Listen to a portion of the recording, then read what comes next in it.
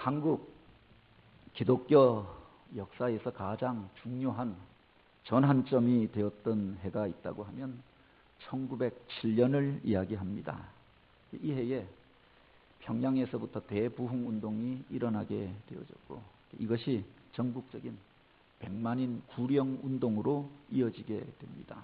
그리고 경성에서는 복음전도관 운동이 시작되어지고, 이것이 오늘날 한국 성결교회의 모태가 되어지죠. 그런데 이런 부흥이 한국에서만 일어났던 것이 아니라 사실은 20세기를 시작하는 첫 10년 동안 1901년부터 1910년까지 세계를 휩쓸면서 위대한 부흥운동이 이 세상을 뒤흔들고 지나가는 일들이 있었습니다. 많은 사람들이 선교사로 자원하게 되어졌고, 이 소문들이 세상을 향하여서 번져가면서 유럽에서, 미국에서, 남미에서, 동남아시아에서, 인도에서, 그리고 한국에서 이런 부흥운동으로 일어나게 되어졌던 거죠. 물론 한국 역사를 보면은 얼마 안 있으면은 3.1절이 되어집니다만, 불행한 역사가 계속 이어지던 시기였습니다.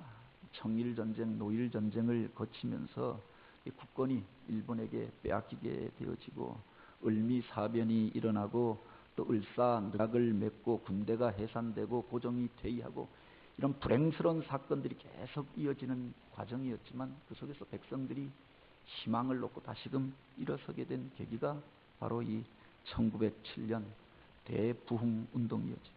세계사적으로도 보면은 여러 가지 자본주의의 위기들이 고조되어지던 시기였습니다.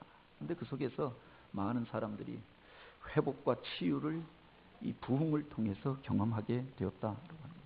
이 부흥운동의 계기가 되어졌던, 발화점이 되어졌던 지점이 바로 영국의 웨일즈라고 하는 지역이었습니다. 1904년 웨일즈에서 가장 먼저 부흥이 일어나서 5개월 동안 그 땅을 휩쓸고 지나가면서 10만 명이 넘는 사람들이 회심하고 성령을 체험하고 변화되어지는 일들이 있었고, 이것이 영국을 뒤흔드는 부흥으로 이어지고 유럽으로, 세계로 번져가게 되어졌던 겁니다. 그런데 이 부흥운동에 뇌관 역할을 했던 사람이 바로 이반 로버츠라고 하는 사람입니다. 12살에 아버지를 따라서 탄광에 들어가서 깊은 막장에서 일하던 광부였는데, 그가 그 막장에 들어가 탄광에서 험한 일들을 하면서 마음속에 소원을 품고 있었던 것이 있었습니다. 바로 이 땅에도, 이 어둠의 자리 가운데서도 주님의 부흥이 나타나게 하옵소서. 이전 시대에는 예수 믿는 사람들 때문에 세상이 변화되어지고 그렇게 놀라운 영광이 나타났다고 합니다. 성경을 읽으면 그곳에 놀라운 부흥의 사건들이 기록되어져 있는데, 왜 이곳 웨일즈에는 이런 일들이 없는가? 왜 이 땅에는 소망이 끊어진 것 같이 이런 비참하고 악한 일들만 점점 왕성하여져 가는가? 그가 어린 날로부터 성경을 읽다가 부흥을 사모하는 사람이 되어졌고, 그 부흥의 도구로 나를 사용해 주옵소서. 어려서부터 그렇게 기도했다고 하지요.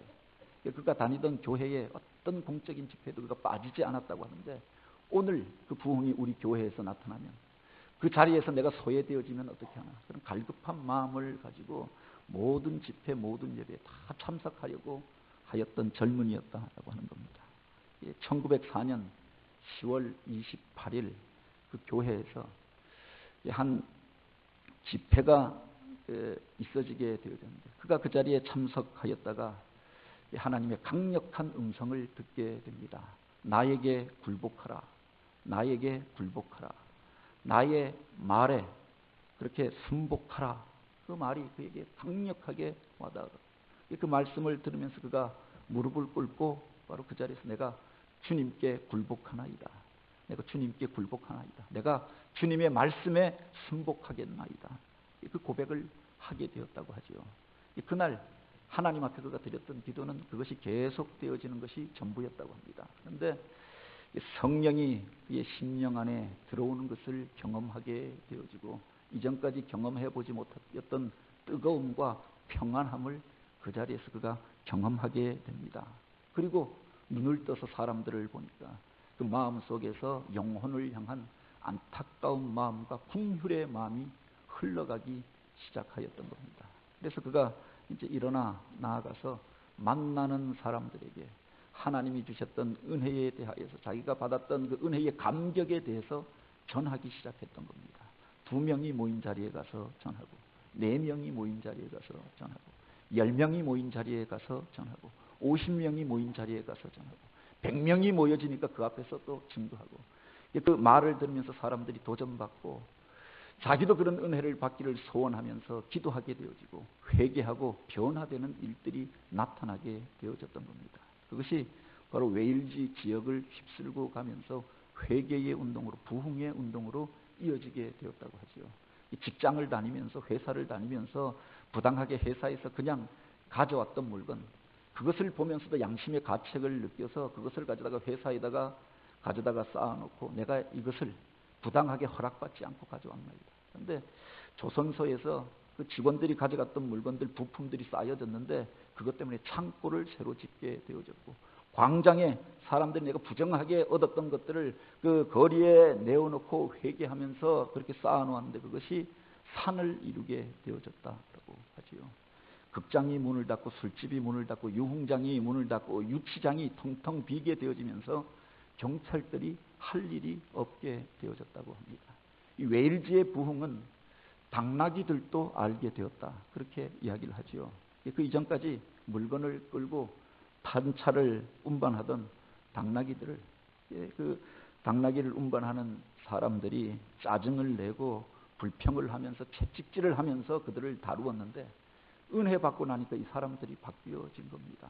그 미물인 당나귀를 향하여서도 목을 끌어안고 내가 잘못하였노라, 내가 너를 학대하였노라, 나를 용서하여 달라, 나의 형제여, 그를 생명을 존중히 여기는 모습으로 바뀌어지게 되어졌고, 이전에 불평하고 원망하면서 그 일을 하던 사람들이 찬송하며 기뻐하며 감사하면서 그 일을 하게 되어졌는데 당나귀도 그들 때문에 성령 충만을 받게 되었다고 하는 겁니다. 부흥이 나타날 때 그 마을의, 그 도시의 분위기가 바뀌어지게 되어졌던 거죠. 역사상 부흥이 나타났던 자리에 보면 물론 요한 웨슬레나 조나단 에드워드 같은 지성인들을 통하여, 신학자들을 통하여서 부흥이 나타났던 적도 있습니다.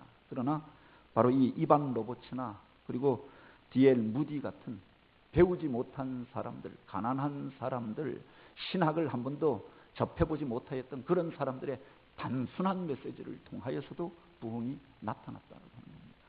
교회 안에서 집회 중에 말씀 사경회를 통하여서 부흥이 나타났던 적도 있지만 광장 가운데서 단순하게 선포되어지는 그 말을 듣고도 사람들이 회심하고 돌이키는 일들이 있었죠. 어떤 부흥은 폭발적으로 그 자리에서 사람들이 거꾸로지고 회심하고 치유의 능력이 나타나는 이런 부흥도 있었지만 가마솥이 끓어오르는 것처럼 서서히 달아오르다가 한 사람이 변하고 한 사람이 변하고 도시가 변하고 그 부흥의 불길이 그렇게 번져가면서 한 나라와 민족을 바꾸어 놓는 그런 부흥도 있었다. 양상과 모습은 달랐지만 이런 부흥의 모습들을 통하여서 우리가 확인하게 되는 것이 그 부흥을 사모하는 어떤 사람이 있었다라고 하는 겁니다. 하나님의 은혜를 사모하고 그 부흥이 일어나기를 갈급하며 기도하던 어떤 사람이 있었고, 하나님의 말씀이 선포되고 증거되는 그 자리를 통하여서 부흥 운동이 시작되어졌던 것들을 보게 되죠. 그리고 뒤에 말씀이 임할 때 그 말씀을 받고 나에게 주시는 말씀으로 받고 회개하고 돌이키고 그 앞에서 자기의 죄를 고백하는 일들이 있었고 삶이 변화되어지는 모습으로 이어지게 되어졌을 때 이것이 도시를 변화시키는 부흥 운동이 되어졌다. 1907년 평양 대부흥이 그러했고 1904년 웨일즈의 부흥이 그러했고 또한 이 땅을 휩쓸고 갔던 대각성 운동과 많은 부흥 운동들이 이와 같은 양상을 통해서 번져갔다라고 합니다. 오늘 우리 시대 가운데 바로 이런 부흥이 필요하지 않습니까? 사람들이 믿는 자의 무리들은 많아졌는데 주님의 모습을 담고 세상 가운데서 빛이 되어지고 소금이 되어지고 많은 사람들 가운데서 존경받는 신앙인들은 그쳐진 것 같은 시대.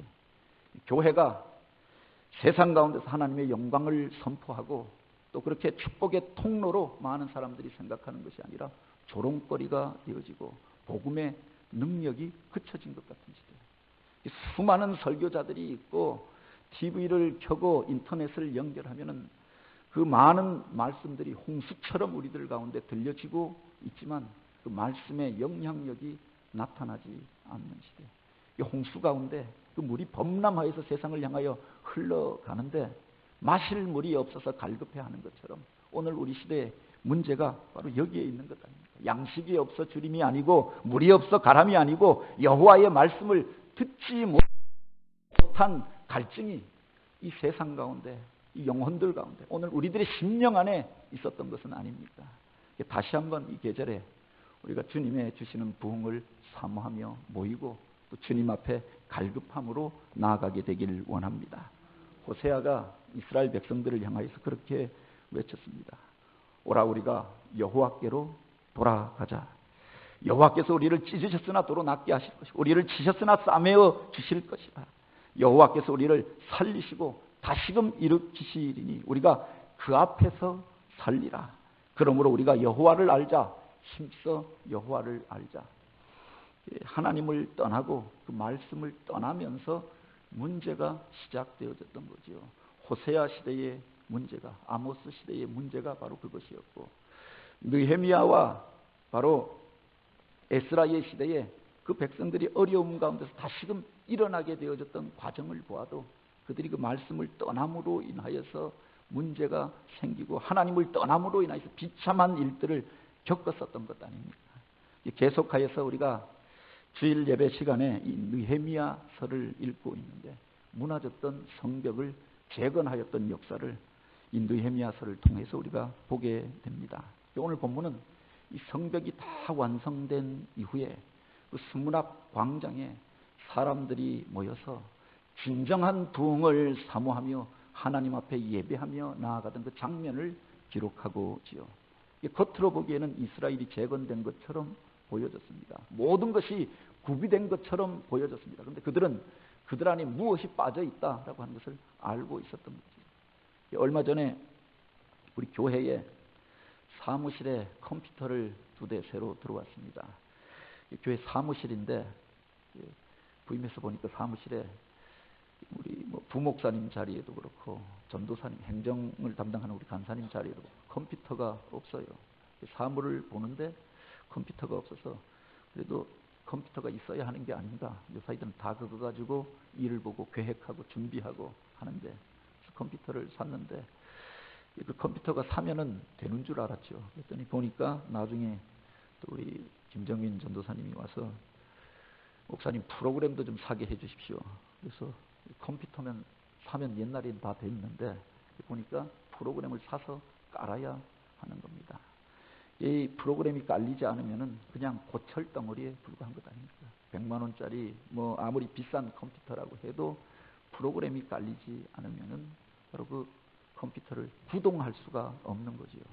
아무리 건물이 완성되어지고 성곽이 재건되어져서 아름다운 성전이 지어졌다고 하여도 그 안에 하나님의 은혜가 채워지고 말씀이 채워지고 하나님의 프로그램이 그 안에 깔려지지 아니하면 하나님의 뜻대로 작동되어질 수가 없었던 거지요. 이것을 느헤미야가 알고 있었고 이스라엘 백성들이 알고 있었던 것 아닙니까? 그래서 하나님이 주시는 은혜를 사모하여서 이제 성곽을 완성한 이후에 52일 동안 그들이 하루도 쉬지 않고 이 성곽을 재건하는 일들을 하였습니다. 이방인들의 위협이 있었고 거짓된 소문이 있었고 분열 공작이 있었는데 그들에게 귀를 내어주지 아니하고 그렇게 하나님을 의뢰하면서 맡겨진 사명에 집중하면서 이 성곽을 거대한 성곽을 재건하게 되어졌던 겁니다. 그러니 이제는 자기 집으로 돌아가 쉴만도 하고 또한 두고 왔던 그 생업이 궁금하기도 하지 않았겠습니까? 내려가서 이제 쉬리라. 그리고 가서 내 생업 내일 돌보리라. 이렇게 말할 수도 있었는데 그들이 보다 중요한 것이 무엇인가를 알고 있었던 거지요. 수문 앞 광장으로 그들이 모여서 하나님이 주시는 부흥을 사모하며 그렇게 말씀 앞에 자신을 세우게 되어졌다. 그 속에서 하나님이 주시는 부흥의 원리를 우리가 깨닫게 되는 겁니다. 본문을 통해서 우리가 깨달을 수 있는 것은 은혜의 자리에 함께 모일 때, 믿음의 백성들이 함께하여 모일 때 그곳에 부흥이 임하였다라고 하는 거죠. 1절 말씀에 보면 모든 백성이 일제히 수문 앞 광장에 모여라고 하였습니다. 그때 바벨론으로부터 돌아왔던 그 사람들이 3만에서 5만 정도가 되었다라고 합니다. 돌아와서 각자 예루살렘 주변의 유다 땅에서 정착하였던 거죠. 그리고 예루살렘 성벽을 재건하기 위하여서 바로 예루살렘에 올라와서 그 일을 행하였던 것 아닙니까?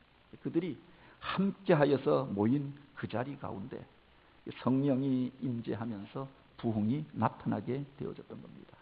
역사상 부흥이 나타나는 그 자리에 보면은 믿음의 사람들이 함께 모여서 사모함으로 하나님 앞에 나아갈 때 그 자리에서 부흥이 일어났다라고 합니다. 물론 우리가 개인적으로 기도하다가 성경을 읽고 묵상하다가 은혜를 체험하는 경우도 있습니다. 이미 내 속에 불이 있고 성령께서 내 속에 내주하여 있을 때 그 성령의 주시는 감동함을 쫓아서 말씀을 읽고 그날 하나님이 행하실 일들을 깨닫게 되고 주님과 동행하는 삶을 살 수가 있는 거죠. 그런데 그 이전에 내 안에 성령의 그런 은혜를 체험한 적이 없었고 그 불이 이미 식어지고 꺼져버려 있었다. 다시금 불이 붙어야 내 삶 속에서 그 빛된 사명을 감당하면서 주님과 교제하는 삶을 살 수가 있는 것 아닙니까? 바짝 마른 장작이, 아니 겨우내 눈비 맞아서 젖어 있었던 그 장작이 불이 다시금 붙으려고 하면은 불이 있는 자리로 가야 하는 거죠. 하나 그냥 놓고 성냥개비로 불을 붙여서 라이터로 불을 붙여서 불이 붙지 않는다라고 하는 겁니다. 불이 모여 있는 그 자리에 갔을 때 그 장작이 이제 불이 붙어서 타오르게 되는 거죠. 불이 온전하게 타게 되어졌을 때 그게 자기 삶의 자리 가운데서 불을 붙이는 자로 쓰임받게 되는 겁니다. 먼저 우리 심령이 타올라야 삶의 자리 가운데에서 빛된 사명을 감당하고 또 그 속에서 많은 이들에게 그 불을 붙여줄 수가 있는 것 아닙니까? 그 불을 붙이기 위하여서 모여야 한다라고 하는 겁니다. 모인 그 자리 가운데 성령이 임재하게 되어지는 거죠. 오순절 마가의 다락방에 성령이 임재하는 그 과정을 보면 그렇습니다. 제자들이 그 이전까지는 두려워서 각자 자기 집으로 떠나가고 골방에 들어가 숨어 있었던 그들을 향하여서 부활하신 주님께서 그들에게 부탁하십니다. 너희가 예루살렘을 떠나지 말고 내가 너희에게 약속한 보혜사를 기다리라. 숨어있던 그들이 그 보혜사가 무엇인지, 보혜사가 오시면 어떤 일들이 일어나는지 다 알지 못하였지만 이제 마가의 다락방으로 다시금 모이기 시작합니다. 120명의 문도가 모여서 뭐 지금처럼 이런 넓은 공간이 있었던 것이 아니라 그냥 2층 집에 다락방이 아닙니까? 그곳에 120명이 비좁게 앉아서 주님의 은혜를 사모하며 약속하신 성령을 기대하며 기도할 때 그들 가운데 성령이 임재하였던 겁니다. 아마 일주일에서 길게는 10일까지 그렇게 기도하였던 것으로 이 성경을 통해서 알 수 있습니다. 부활하신 주님께서 40일을 제자들과 함께 있었고 떠나가신 이후에 오순절에 성령이 임재하였습니까? 바로 길게는 10일 그리고 일주일 이상을 그들이 함께 모여서 사모하며 기도했다고 하는 겁니다. 그렇게 오로지 그들이 주의 약속하신 성령을 기다리며 기도할 때 급하고 강한 바람 소리 같은 것이 그들에게 임하게 되어지고 불의 혀와 같이 성령이 각자에게 임하니까 그 사람들의 심령이 변화되어지고 담대함을 잊게 되어지고 골방에 숨어있던 그들이 나아가서 예수 그리스도가 나의 구주와 주님이 되신다 증거하며 복음을 전파하는 자들이 되어졌던 것 아닙니까? 먼저 함께 모이는 일들이 있었다라고 합니다. 오늘 우리가 그런 부흥을 사모한다고 하면 믿음의 사람들이 함께 모이기에 힘써야 하는 줄 압니다. 다시금 우리가 모이기에 힘쓰는 교회가 되길 원합니다. 과거에 하나님께서 우리 교회를 사용하실 때, 과거에 이 땅 가운데서 부흥운동이 일어날 때 믿음의 사람들이 이렇게 무슨 말씀 집회가 있고 또 성도들이 함께 모이는 자리가 있으면 어떻게든지 나오려고 했던 것 아닙니까?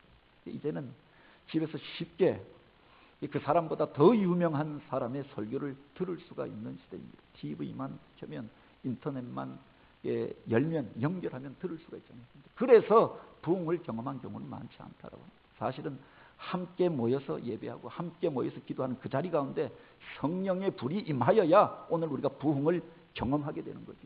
오늘부터 시작되어지는 부흥회를 통하여서 우리가 함께 모여서 그런 부흥을 경험케 되길 원합니다.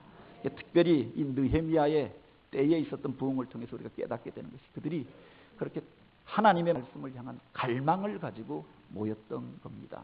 그 이전에 왜 그들이 망하고 포로로 잡혀가게 되어졌는가? 저들이 하나님을 아는 지식을 잃어버림으로 망하게 되었도다. 하나님의 말씀을 떠나고 또 하나님의 말씀을 지켜 준행하지 아니하고 엉뚱한 것들을 쫓아 살아가다가 망하게 되어지고 포로가 되어지고 70년 이상 비참한 일들을 겪게 되어졌던 것 아닙니까?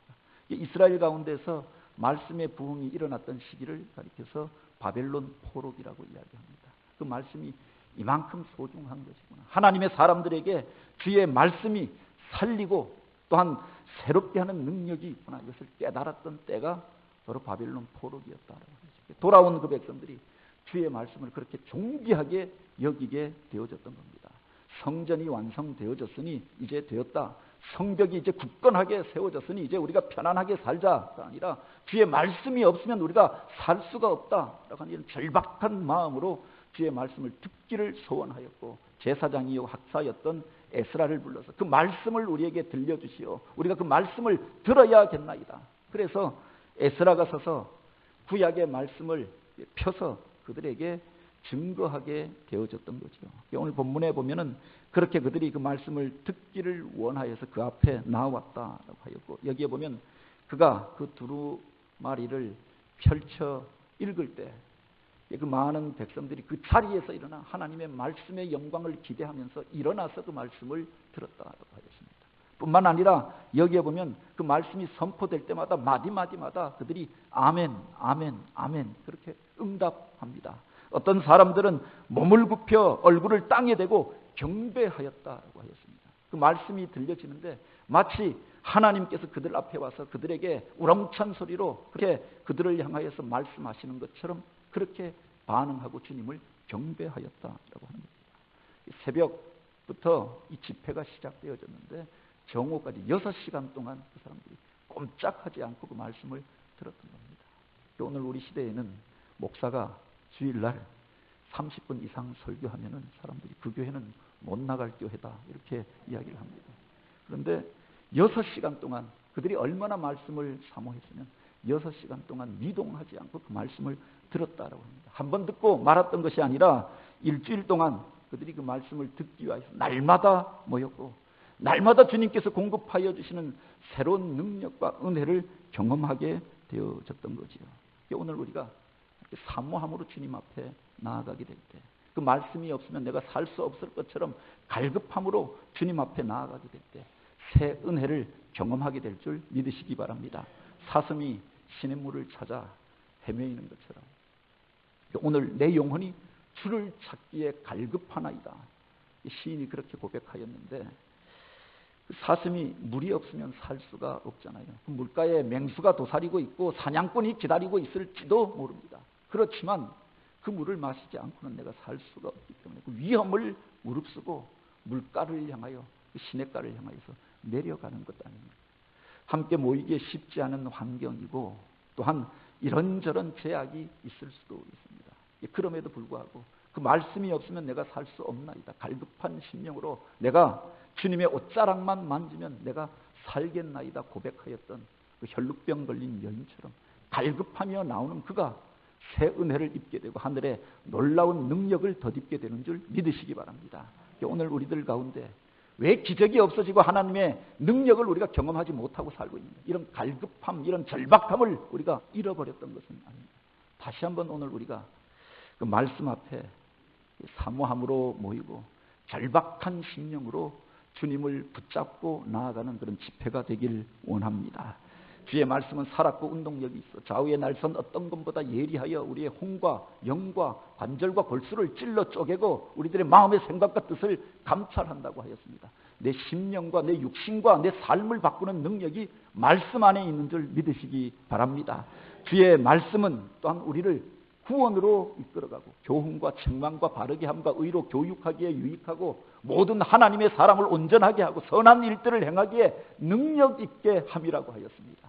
오늘 우리를 온전케 하시는 그 말씀, 오늘 우리가 그냥 세상을 이렇게 살다가 가는 인생이 아니라 주님의 사람으로 온전함을 덧입고 하나님이 기뻐하는 삶을 살기를 원하나이다.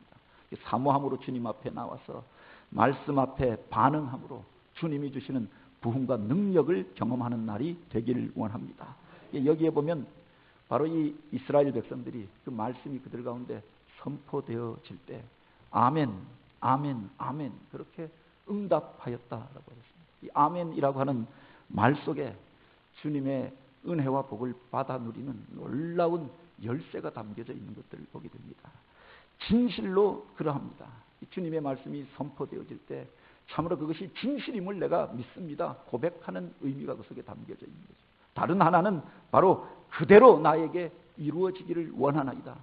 이 간구함이 바로 이 아멘이라는 고백 속에 담겨져 있는 겁니다. 그냥 마음으로 그럴 수도 있다, 그럴 수도 있지 생각하고 지나가는 것이 아니라 지식으로 그때 그런 일이 있었구나 끝나버리는 것이 아니라 너희가 마음으로 믿어 의에 이르고 입으로 시인하여서 구원에 이른다고 하였으니 내가 마음으로 그 말씀을 참으로 나에게 주시는 하나님의 음성으로 듣고 그 말씀이 나를 통하여서 이루어지기를 원하나이다 고백하면서 아멘으로 응답할 때 그 능력이 나에게 임하게 되고 그 생명의 능력이 나를 통하여서 흘러가게 될 줄 믿으시기 바랍니다.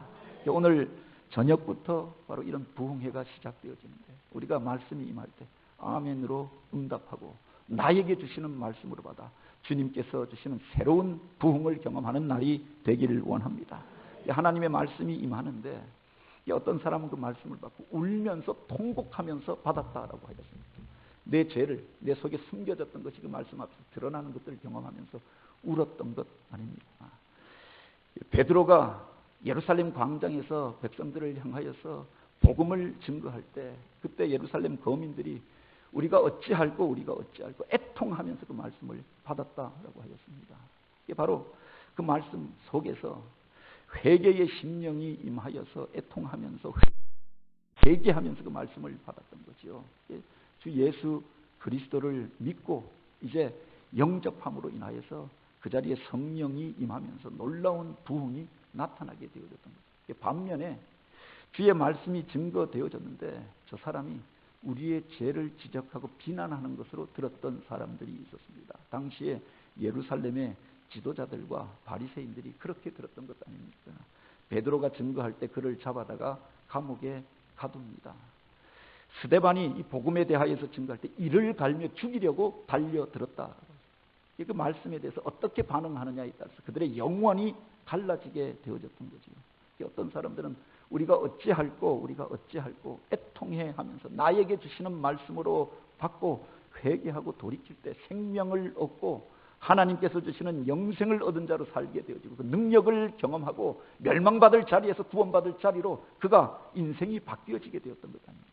반면에 깨닫지 아니하고 더 강팍하게 행함으로 인하여서 어떤 사람들은 그 성이 멸망할 때 아니 하나님 앞에 서게 돼 멸망의 자리 가운데 서게 되어졌던 것 아닙니까? 오늘 우리가 그 말씀에 어떻게 반응하느냐에 따라서 우리의 영혼이 갈라짐을 알아서 주의 말씀을 읽고 듣고 또 묵상할 때 나에게 주시는 말씀으로 받고 그 속에 하나님께서 주시는 그 음성을 우리가 깊이 묵상함으로 새 은혜를 받아 누리는 그런 시간이 되길 원합니다. 1904년 웨일즈의 부흥이 일어나게 되어졌을 때 그 도시에서 놀라운 부흥이 일어나고 사람들의 삶이 변하고 놀라운 사건들이 일어난다라고 하는 이야기를 듣고 한 신문 기자가 이 웨일즈의 중심 도시였던 카디프 시티라고 하는 것을 방문하게 되었다라고 합니다. 이 부흥에 대한 르포를 쓰기 위하여서 그 도시를 찾아가서 기차역에서 내리게 되어졌는데 그래서 사람들에게 묻는 겁니다. 이 도시에서 부흥이 일어났다고 하는데 그 부흥이 일어난 곳이 어디입니까? 어디에서 부흥이 일어났습니까? 그러니 저쪽에서 한 여인이 그렇게 이야기를 합니다. 여기에서 일어났습니다. 여기에서 일어났습니다. 그래서 그 여인을 향해서 쫓아가서 어디에서 부흥이 일어났단 말입니까? 그 여인이 그렇게 이야기합니다. 여기에서 부흥이 일어났습니다. 오늘 내가 성령 받고 은혜 받고 나니 내 가슴이 벅차올라서 뜨거워서 견딜 수가 없습니다. 자기 안에서 부흥이 일어나고 있는 것을 감정하였습니다. 그 앞에 있던 사람이 나도 내 안에서 오늘 이런 부흥을 경험했습니다. 고백하고 나도 그런 부흥을 경험했습니다. 여기저기서 사람들이 그런 이야기를 하더라고요. 어느 건물 안에서 부흥이 일어났던 것이 아니라, 어느 장소에서 일어났던 것이 아니라 예수 그리스도를 고백하고 회개하며 말씀을 사모함으로 모였던 그 사람들의 심령 안에서 부흥이 시작되어졌던 거죠. 오늘 우리 심령 안에 이런 부흥을 주옵소서. 온전치 못하였던 내 안에 상하고 약한 것들이 씻김받고 치유받고 하나님이 주시는 생명으로 다시금 일어나는 일들이 내 안에서 일어나게 하옵소서. 그렇게 사모함으로 주님 앞에 나아가 오늘 우리에게 주시는 주님의 부흥을 경험하고 우리 교회가 바로 주님이 주시는 부흥으로 다시금 타올라서 이 땅을 비추는 빛으로 주님이 맡겨주신 사명을 감당하는 그런 교회가 되기를 원합니다. 오후부터 시작되어지는 부흥회를 통하여 또 사흘간의 이 집회를 통하여서 우리가 부흥을 경험하고 또한 이 교회 가운데 우리가 날마다 함께 모여서 기도할 때 성령의 임재하심 가운데 주님의 능력 받아서 주님이 기뻐하시고 원하시는 그 일들을 감당하여 가는 저와 여러분이 되어지길 주님의 이름으로 축복합니다.